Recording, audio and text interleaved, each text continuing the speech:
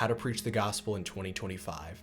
There's going to be many ways to do it. I want to give one quick blueprint here. If you read the book of Acts, you'll notice from sermon to sermon, there's a lot of carryover of using the same ideas and ways of presenting the gospel. And I want to look at the formula that I've found. Number one, in the book of Acts, when someone is presenting the good news of Jesus, they talk about the life, the work, the teachings, and the death of Jesus on the cross.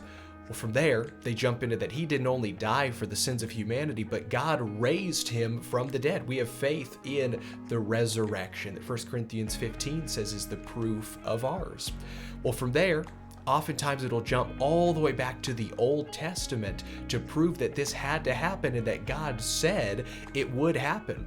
Whether it's going back to Isaiah to talk about the suffering servant, or to a psalm that David mentioned about the Christ, or even back to Deuteronomy 18 where Moses said a prophet like him would come, or all the way back to Genesis for the prophecy that through Abraham's family all the nations of the earth would be blessed. Well, then oftentimes it skips forward again to show the eyewitness testimony or the miraculous testimony of the miracles that confirmed the word that was being preached, or an apostle saying, I witnessed this, I was there to see all of this.